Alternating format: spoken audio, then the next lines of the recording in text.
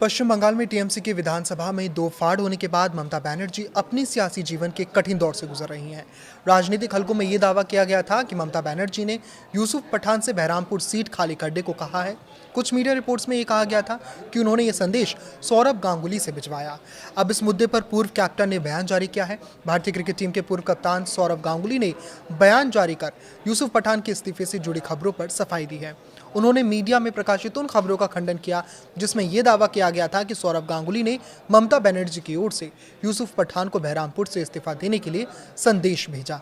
भारतीय cricket team के पूर्व कप्तान ने कहा कि मुझ पर आरोप लगाया गया था कि मैंने पश्चिम बंगाल की पूर्व मुख्यमंत्री ममता बनर्जी की ओर से मिस्टर यूसुफ पठान से संपर्क किया था और उन्हें उनका यह संदेश दिया था कि वो इस निर्वाचन क्षेत्र के चुने हुए प्रतिनिधि के तौर पर अपने संवैधानिक पद से हट जाएं या इस्तीफा दे दें ताकि ममता बनर्जी वहां होने वाले उपचुनाव में चुनाव लड़ सकें। ये आरोप झूठे हैं, ऐसा कहना है सौरभ गांगुली का। उन्होंने साथ ही ये भी गुजारिश करी है कि अफवाहों और अटकलों पर ध्यान ना दी जाए। पश्चिम बंगाल विधानसभा चुनाव में शिकस्त के बाद तृणमूल कांग्रेस मुश्किल दौर से गुजर रही है। राजनीतिक हलकों में ये चर्चा छिड़ी थी कि ममता बनर्जी ने बहरामपुर लोकसभा सीट से चुनाव लड़ने की इच्छा व्यक्त की है।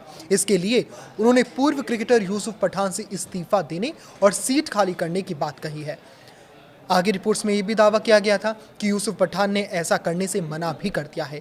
इस मुद्दे पर अब टीम इंडिया के कप्तान रह चुके पूर्व क्रिकेटर सौरभ गांगुली ने इसका खंडन कर दिया। गांगुली ने कहा कि यूसुफ पठान इस्तीफा दे दे, मैंने ऐसा कोई बातचीत किसी से नहीं की। ये पूरी तरह गलत है। गौरतलब हो कि ममता बनर्जी भवानीपुर से हारने के बाद अब किसी संवैधानिक पद पर नहीं है। साल 2024 लोकसभा चुनाव में गुजरात के वडोदरा में रहने वाले यूसुफ पठान टीएमसी के ट्रम्प कार्ड बनकर उभरे थे। उन्होंने टीएमसी से लड़कर बहरामपुर सीट पर कांग्रेस के दिग्गज अधीर रंजन चौधरी को 85,000 से ज्यादा वोटों से हराया था।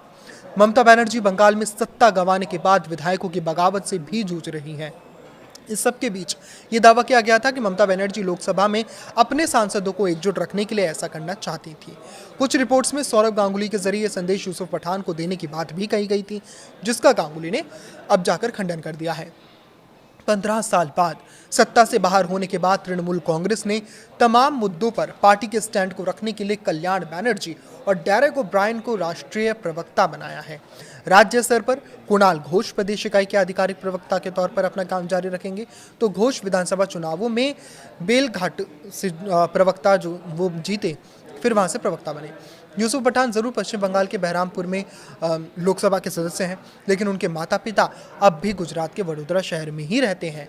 पठान गुजरात के स्थानीय निकाय चुनाव में वोट डालने के लिए जाते हैं। तो ऐसी कई सारी बातें हैं जो टीएमसी को अलग अलग मुद्दों पर तोड़ कर रख रही है। इस पर आपकी क्या राय है, हमें कमेंट करके ज़रूर बताएं। लाइक करें, शेयर करें और इसी तरह जुड़े रहें। नमस्कार।